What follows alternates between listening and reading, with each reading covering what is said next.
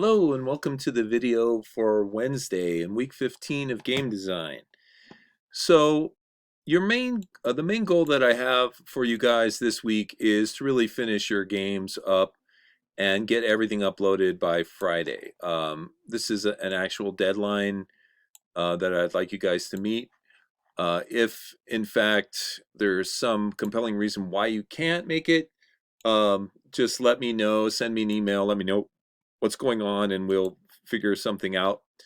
I know that this virus has been very disruptive, especially to your game design teams, and I really appreciate the fact that you guys have continued to work through this, but that may have slowed you down. So, I've looked in the Game Crafter, I've given you guys some feedback on your games, and I looked in there today and I saw that you guys are actually making changes to the games based on the feedback I've given you, which I appreciate. I'm glad you're doing that.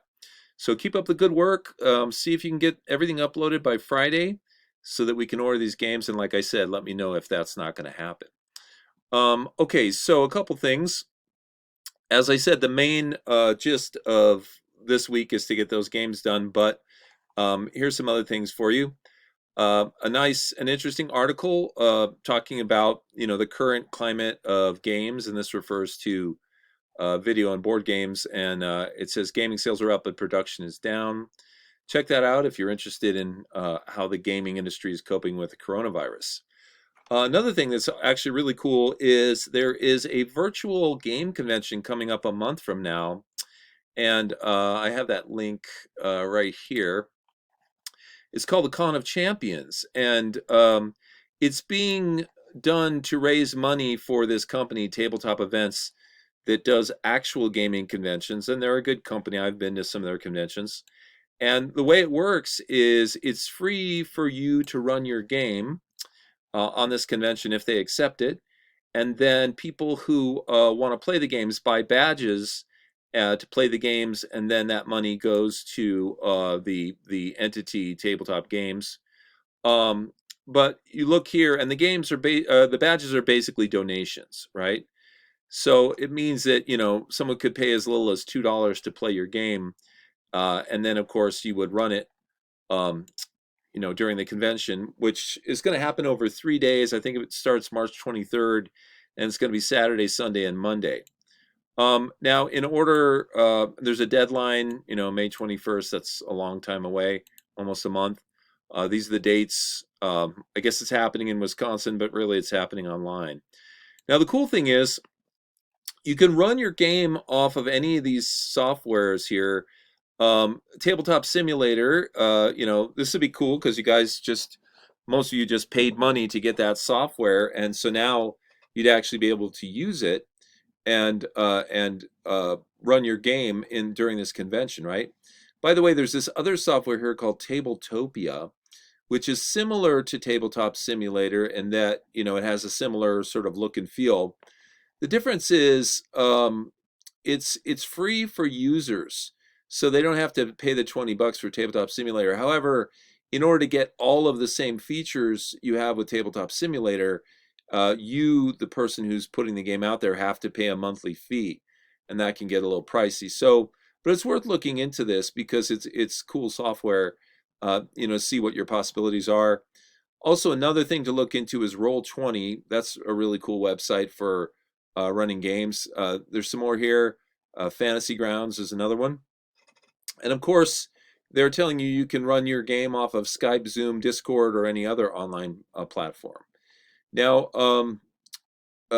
what they recommend is if you use software like Tabletop Simulator that you also get on Discord, and people use Discord to talk to each other during the playing of this game. Now you can submit your events. Well, let me go down here a little bit. So this is the folks telling why they're doing the fundraiser. You can look into that if you're interested. And then this is where you submit your events. So you can submit your event and see, fill in all the blanks, and then you can actually edit it later if you want. If you don't have all the information right now. I'm actually going to submit a game. I filled out this submission form, and When it's a brand new game, you want to choose Virtual Proto Spiel during the download here, or the drop down menu. Virtual Proto Spiel. A Proto Spiel is a convention where people try out brand new games, and so you're basically trying out your brand new game. You give the game a name, a brief description. If you have a website up for it, I'm actually working on one, so I put coming soon. I'll put that information in. You can say what time you want to start the game, and an alternative time to start. And you can also say how long the game is, how many tickets could play the for people to play the game. Um, how old the people need to be to play the game, and then what's necessary here. So actually, I just realized that I should put in Discord as well. So you can go back in and edit this. Now, when it comes to the times that you're going to, your main time that you're going to try and offer the game, and then the secondary time, the alternative time, it's a good idea to go look at the times the games are already being played. By the way, my submission is not automatically accepted. You can see here it's pending review. But anyway, if you go back to the main page and let's see, it says they've got a bunch of games up on the site, and you can look here and you can see all the times that people are doing the games. Like, for example, my first instinct was to put 10 a.m. on Saturday. But if I look at Saturday at 10 a.m., see, here's some games that are happening Saturday at 10. There's more, right? But then look, there was only 1, 2, 3, 4, 5 happening at 11 a.m. So, I changed my first time to be 11 a.m. thinking that, there's less competition. And then I looked a little further and I saw that, there were some at 12 and a few at 1, and then a bunch at 2 o'clock. So I chose my alternative time as 1 o'clock, thinking, maybe people will be eating lunch at noon or something like that. So you can look around and see what's being offered. You can see that there's a lot of people who have signed up already. So this is a really fun opportunity for you guys. What you would do is you would probably select one person to be the game master who would run the game. And then if the rest of you wanted to play, unfortunately, or if some of you want to play, you guys have to buy badges. That's how they make their money, right? But we saw the badges are as little as $2. So, that's certainly affordable. But what you might do is, sign up for the game, submit your event, get the game, make sure it's all ready to go in Tabletop Simulator. You got your Discord account ready to go. Assign somebody to be the GM, the game master, and then maybe one or two of you want to sign up to play the game, and then leave a few seats open for other people, so that other people can sign up to play the game. And then you can get their feedback on what they like about the game. So, like I said, it's a super fun opportunity. Hopefully some of you guys will participate. I'm going to participate. So I hope you guys do that. All right, let's see. I have to go back, boom, to the website here. Looks like I'm going to have to go here. Okay. So let's see. We've got a couple presentations due today. Both Sunny and Selena have their presentations due. So please upload those to your Google Drive folder so I can link to them. And then what I'm going to do today, as I said, the main focus of today is for you guys to finish your games off. Now, I know that some of you are kind of in a holding pattern because you've done everything you can for the game, and now maybe it's just up to the artist to finish it off. And so there's a number of you that probably don't have anything to do. But I will tell you that next week, starting Monday, we're going to start our final assignment, which is using an online game software to create a choose your own adventure type of game. And I'll give you information of that on Monday. So today what I'm going to do is I'm actually going to give you a little lecture on the game Monopoly. Now Monopoly, I've mentioned it a few times in class, is really an interesting game. It has such an interesting history. There's so many versions of it. There's so much to talk about. If you were ever going to talk about any board game in the universe, Monopoly is the one to talk about because it's sort of the uber game. So what I have for you here is, of course, the video I'm making right now, which is going to occupy this little slot right here. And then all the links that I'm using during the video, including this first one here. So this is a video, a little short 10-minute video talking about Monopoly. Um, it's on YouTube, and of course, there's a little ad. You have to get past to see it. But 10 minutes long, and the guy talks about, is it brilliant or is it broken, really? And it's well worth watching, entertaining and very informative. Now, then, the rest of the links down here, the vast majority of them are taken from the Wikipedia page for Monopoly, and this is a link to that. And here it is, the Wikipedia page for Monopoly. I've done some research on Monopoly. I looked through the Wikipedia page. I watched that little video, and then I watched at least one documentary about Monopoly because I was so fascinated by it. But here's the brief overview, and some of this information is gone over in this video as well.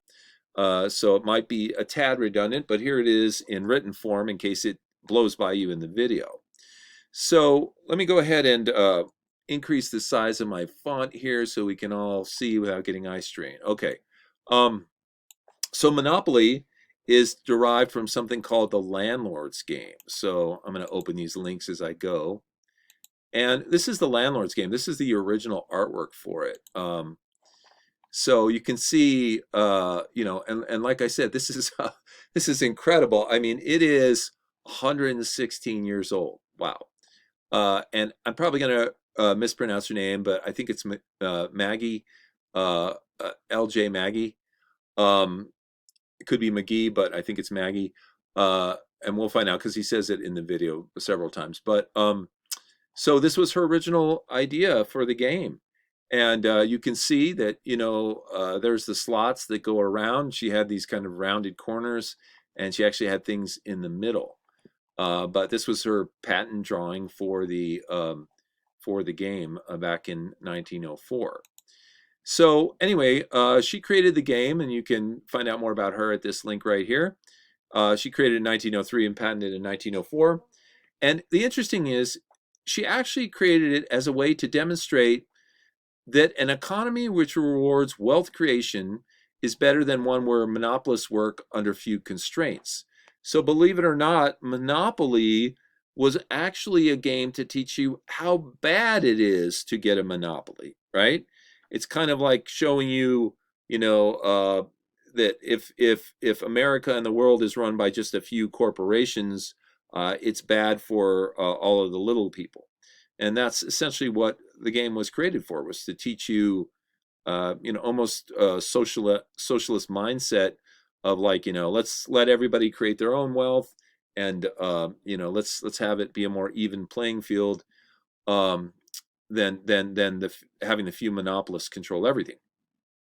And Lizzie was also using it to promote the economic theories of Henry George. And you can look him up on his Wikipedia page, and in particular, his ideas about taxation. So, the game was first published by Parker Brothers in 1935, and the game is named after the economic concept of monopoly, which is the domination of a market by a single entity. Now, an example of perhaps a near monopoly, not an exact monopoly, today might be something like Amazon. Amazon controls, I think I just read 40% or maybe it's 60% of online purchases, but a really big number. Obviously, a monopoly is near total domination, so they're steering clear of that. However, they could easily be called into Congress and broken apart if the American Congress sees them as acting too monopolistic and hurting competition. And eventually we may get to that point. These are the kind of things that happen to companies like Microsoft and IBM that basically got too big for their britches, and they got called into Congress and had to. In the case of both those companies, I think that they suffered penalties and were broken up in various ways.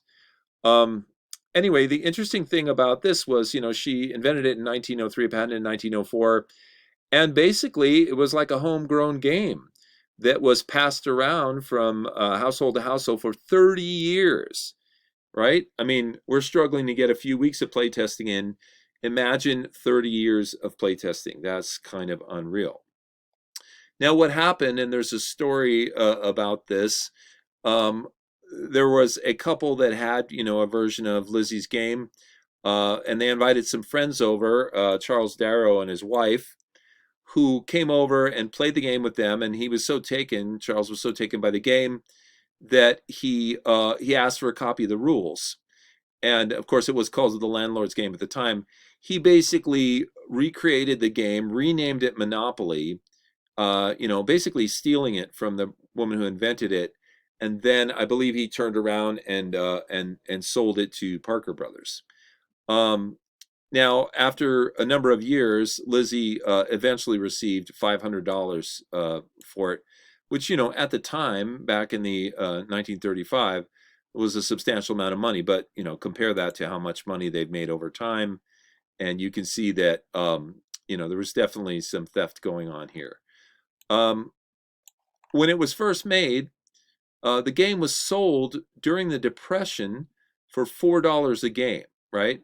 So this was Darrow who was selling it, right?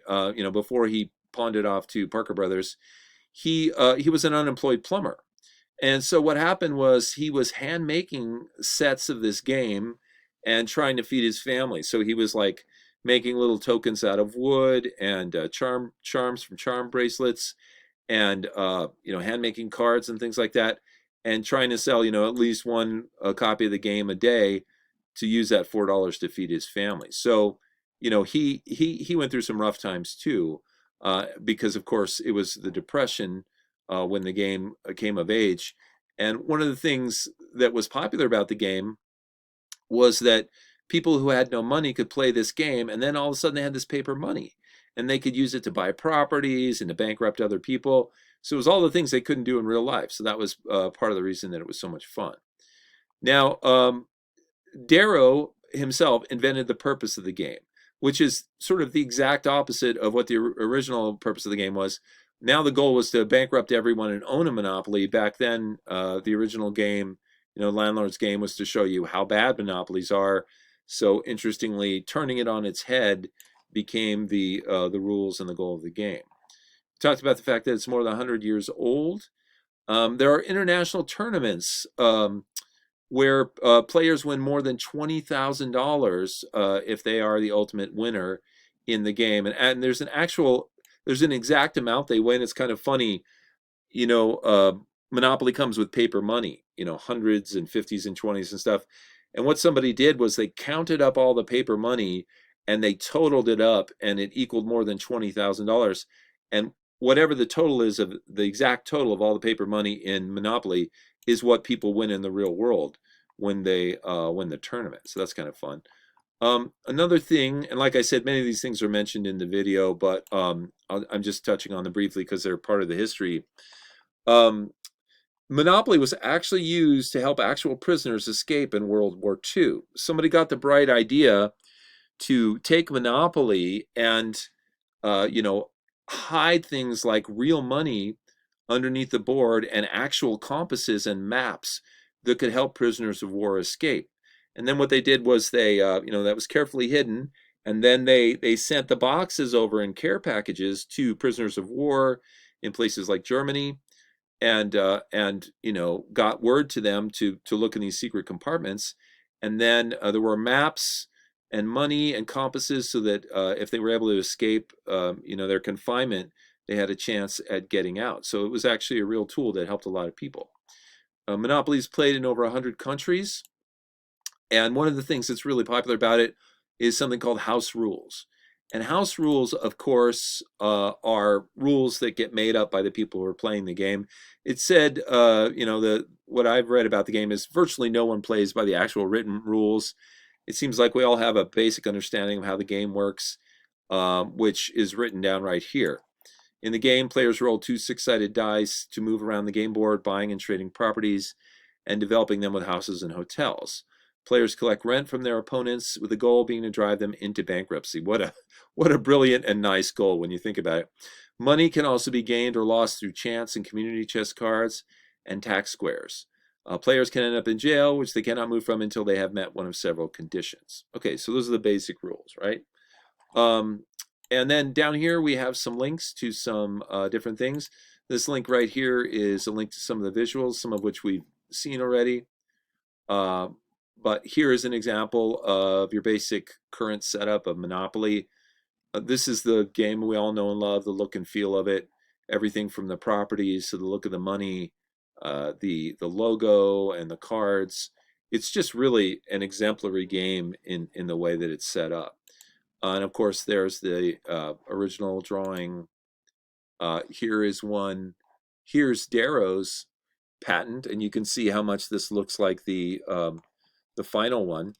And he was, hand making these little houses and hotels out of wood. And by the way, the idea for all of these little tokens came from charm bracelets.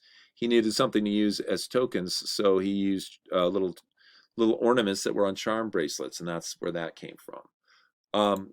So there's more graphics in here that you can check out. But I'll leave this link and come back to the actual lecture here. Now, for the rules, if you're interested in the actual rules, you can read them here. This is part of the Wikipedia page, and be interesting to read the rules because, of course, nobody ever does, and it'd be interesting to know what they actually are, especially if you plan on playing this game anytime soon. Now, as far as the dynamics, we talked about the aesthetics and mechanics. The dynamics are dominated by the house rules. The game has numerous house rules, and hundreds of different editions exist, as well as many spin-offs and related media. Monopoly has been part of international popular culture, having been licensed in more than 103 countries and printed in more than 37 languages, right? And of course, this link here will take you to a section of Wikipedia which talks about the house rules of Monopoly, things like putting money in the center that you win if somebody gets free parking. Looks like my Wikipedia is kind of going south on me right now. So I'll have to trust that. I do know that this link works. It's just incredibly slow. I'll come back to it in a second. But of course, you guys can link to this link yourself and check it out. Okay, so that is my very brief overview of Monopoly. I definitely recommend that you watch this video here because, as I said, it's only 10 minutes long, but it's very entertaining and informative. And then, just maybe review this text, click on some of these links and look at some of the Wikipedia information. Looks like the house rules have come up here, so let me click on that. Yeah, so this tells you the house rules for Monopoly.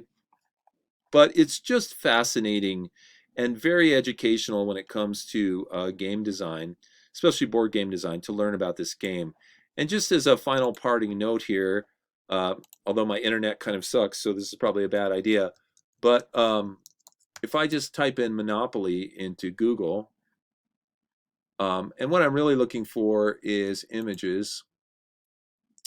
And even beyond that, what I'm looking for is all the different versions of Monopoly. So Monopoly is basically the Uber game. It's like the template for all board games. And so anybody who ever wants to come out with a board game always does a Monopoly version of it. Yeah, we're doing this very slow internet thing here.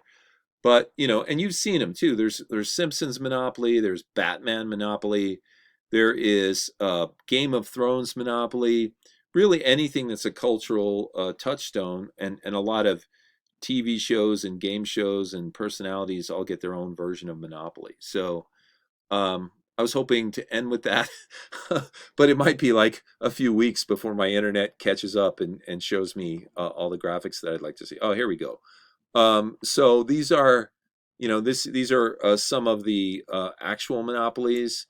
So maybe if I put, okay, so it says original, McDonald's. I was hoping that something here would give me the choice of different versions. So let's see. Well, we'll just do one because otherwise the wait will be forever. But let's click on this McDonald's version of Monopoly. So we'll just see one version of it. But I mean, there's it seems like every state and every city has their own version of Monopoly. I think there's one called Tucsonopoly that you can look up. And of course, you can license these things. People at Monopoly are making money hands over fists because they can basically license anything. It's the Swiss Army knife of games, right? Oh, by the way, while we're waiting, this was one interesting version of Monopoly. They actually had a top hat here, which is what the mascot wears, and it was electronic. It was a machine, and what would happen is it would keep track of your score. You would tell it what was happening, and it would keep track of your score. So that was one version of Monopoly. But as you can see here, this is well, this looks like the McDonald's version of Monopoly, where they just give the cards away. Let's do one last one. Let's just I just want to do Simpsons Monopoly. It's so slow that it's painful. It's giving me a toothache. But let's see. Let's just put in Simpsons here, or maybe we can just put in uh, variations, because as I said, my hope was to show you just a few of the millions of versions of Monopoly that are out there. And that may be on the Wikipedia site somewhere. It probably is. It probably gives you links to some of the different versions. Of course, while we're waiting, I will fill you in on one really interesting thing. Oh, there we are. We're back. But what I was going to say was that the Monopoly that was done, when you go to the grocery store and they give you those little cards, there was a big scandal about that a few years ago, because for at least two of those games, I think the people who won were either friends of or related to the guy who was running the game. So I was really mad about that, because I was going to the grocery store and making sure I got my little cards, and I would get two of the blues, and I was just waiting for the third blue. And then after the game closes, I'd find out that it was all a big ripoff. The game was rigged, right? It was literally rigged. You can look that up. And I was really disappointed. So I won't ever play that again, that version of Monopoly. But I do like the game, and I would play these other ones. But anyway, you can see these are some of the versions of Monopoly. Here's one that says 20 of the weirdest Monopolies out there. There's a Cthulhu Monopoly. Here's World of Warcraft, Elvis Monopoly. You can definitely go through this on your own. Here, this one looks like Tim Burton's A Nightmare Before Christmas Monopoly. So there's, obviously some cool ones in there amongst all the weird ones. But as I said, Monopoly is just, here's Fortnite Monopoly, right? It's just the game. It's the Uber game, the game of all games. Anyway, okay, so I'm going to wrap up there. Please do look at these links and follow them and read about this information. Watch that video, because it's very, very informative.